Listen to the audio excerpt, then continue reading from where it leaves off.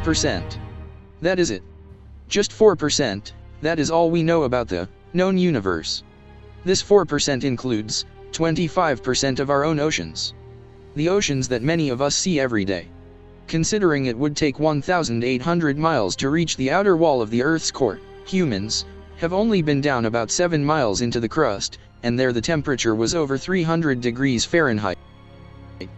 With so little knowledge, and then knowing what DNA is, the building blocks of life, and in 1995, DNA was found to have an even more complex code hidden within the first code, I would think that a more reasonable statement than saying, God does not exist, would be to say, we know so little of our world, that we see every day and can explore, with all the things we do know, like DNA, the factory of the cell, programmable blood cells, hollow bird bones, the HOX gene that maps out living creatures' body plan, calculations the human eye makes in 2 seconds would take the most advanced supercomputer, which is now in China, over 1 year to calculate, the bombardier beetles' chemicals and rear plates that target the chemical spray, the millions of other miraculous life processes that are so unbelievably complex, it is more rational and logical to say, that with what we do know, God could very well exist.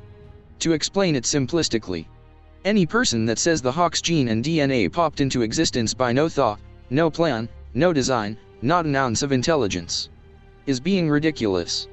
They are either purposely self-deceiving or intentionally lying to somehow make themselves believe that they are not subject to the living God, the Lord Jesus Christ. Imagine, hypothetically, there is a maximum security prison that has suddenly been abandoned. Your child's school has decided to visit this building. There is a school bus filled with kids. Someone tells you that they are going to visit this prison with your child on the bus, but there is only 4% knowledge that no criminals remain inside. No reasonable parent would allow their child to attend. In fact, most reasonable parents would not let their child remain in a school that would make such an unbelievably irresponsible field trip choice. For the sake of discussion, let us raise this knowledge percentage to 50%. So, hypothetically, let's say there are 2 pills in front of you, they both look alike. One of them contains a deadly dose of cyanide, while the other is just an aspirin. Is 50% knowledge enough to make a safe decision? Now, back to 4%. There are 100 white pills on the table, 4 of which are aspirin, the rest, cyanide pills. The odds of surviving this hypothetical scenario are slim to none. So, you get the point. We know almost nothing of our current living situation, yet, millions upon millions of people have already decided that they have entered this world by random no thought, no design, no plan, accidental chance. Not only this, but, anyone who disagrees with their decision, and out of love and concern, tries to explain to them about Jesus and his plan for salvation and their eternal destiny, in many cases is met with anger, hostility, violence, and more frequently, even death. Merriam-Webster's definition of the scientific method is this: principles and procedures for the systematic pursuit of knowledge involving the recognition and formulation of a problem, the collection of data through observation and experiment, and the formulation and testing of hypotheses. My question is this: DNA, the HOX gene, and the designs of millions of life processes show that they are intelligently formed. So, let me say that again. These incredibly complex systems give the rationally undeniable appearance of being intelligently formed. So, why would there not be many scientific experiments or studies that follow the direction of that observation? Well, we know the answer to that, don't we? The ramifications of following that premise has life-altering consequences. Hence the stagnation of the mind because of refusing to admit the fear of an outcome that some individuals, more like the majority of the world, may not want. SETI is the Organization for the Search for Extraterrestrial Intelligence. This is a scientific organization whose function is to search for a signal, such as a repeating radio signal from deep space. When I found out what their mission was, I could not help but be intrigued. Here are a group of people who are searching for signs of intelligence in space. I have read many of their postings and information, and it seems that something as simple as a repeating group of sounds would be enough to reliably state that it is from an intelligent source. Morse code is a code used for audible or visual signals consisting of dots and dashes. An example of this would be the Morse code symbols for SOS, as in calling for help, an emergency, which would be dot, dot, dash, dash, dot, dot. If something like this, not Morse code but something relatively as simple, would be proof positive that there is intelligent life in deep space. I bet you can guess where I am going with this. Yet, DNA is deemed by our intelligent and educated scientific community as to be accidental, randomly produced by accident, produced by nothing from nothing, in no way, no how, created by intelligent design as proof of God's existence. It is absolutely ridiculous. Can you imagine, if SETI received a code that was 1,000th as complex as DNA? What if they received an image of stones placed to look like a smiley face?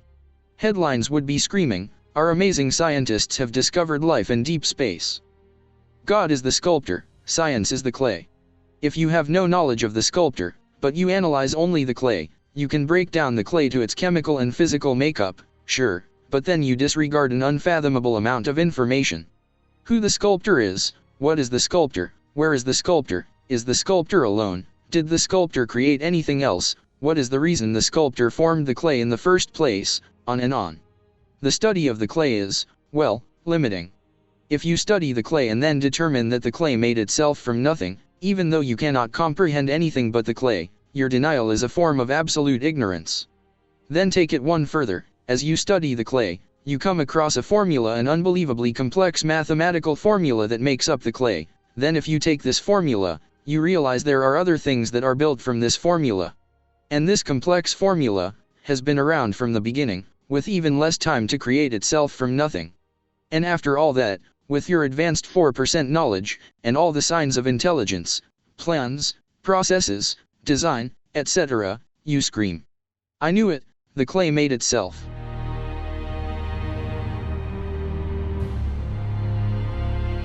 There is a YouTube channel called Cross-Examined.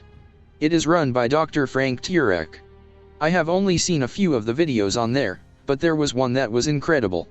He asked an atheist this question: if you had 100% proof that Jesus Christ is God and that Christianity is 100% true, no doubt, would you accept it? This, to me, was one of the most profound questions that I have ever heard in any apologetics discussion. What did the atheist say in response? This one said yes.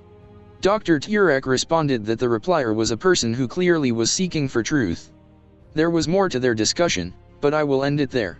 According to what I have heard, the majority of people who are asked that question reply no. So what does that tell us about these people? They are in a state of rebellion, period. I will continue this in another video, as it could take some time to really ponder this. So, we can believe in nothing and then die in that state, or we can seek truth. We can realize that there is a loving God. He has rules that do not care about our feelings, yet, He loves us enough to suffer incredible torture and suffering, to be beaten by His own creation. While the Lord Jesus Christ was being beaten to where He was unrecognizable, He had the power to not only stop the torture, but He could have melted every human on earth with a word or less. Yet, He allowed it to continue to save us from hell. Think of all the people on this earth that spit on Him, ignore Him, insult Him, use His name in vain, destroy people He loves, on and on with every sort of terrible action. The truth is, we deserve to go to hell, every single one of us. But, by His mercy, He made a way for us so we do not have to pay for our own sin. We can either decide to listen to those rules and then take steps to understand and accept them. Or, we can disregard them and wait until we take our last breath to find out that we made the biggest mistake of our entire existence that will end in us having to pay for our own sin. Jesus paid the price for our sin. Revelation 3:20, King James Version reads, "Behold, I stand at the door and knock, if any man hear my voice, and open the door, I will come into him, and will sup with him, and he with me." So clearly, Jesus is concerned with us, He loves us and He wants us to be saved. We must believe in our hearts and confess with our mouths that Jesus is Lord. We must repent from our sins, meaning turn from them, make tangible efforts to not continue to sin. It is not easy, we must make efforts not to return to our sin. We must feed His sheep, meaning tell others about His plan for salvation. John 3:16 English Standard Version reads, "For God so loved the world, that He gave His only Son, that whoever believes in Him should not perish but have eternal life." Is there any way to heaven outside of Jesus Christ? The Bible is 100% clear on this, in spite of what Oprah, Joel Osteen, and other false teachers, celebrities, and antichrist figures say. John 14:6, King James Version, is clear as crystal. Jesus saith unto him, I am the way, the truth, and the life. No man cometh unto the Father, but by me. I recommend reading all of 2 Peter 3, but for the sake of time, I will focus on 2 Peter 3, 3-4. Knowing this first, that there shall come in the last days scoffers, walking after their own lusts. And saying, where is the promise of his coming? For since the fathers fell asleep, all things continue as they were from the beginning of the creation. Amazing. Clearly, the Lord is not limited by anything, time, space, matter, he is its creator. Please, I ask this with the sincerest of hopes. Please, do not let other people keep you from the love of the Lord Jesus Christ. You can see that 4% of knowledge is nothing, and certainly not enough to hold you back from seeking the one who loves you.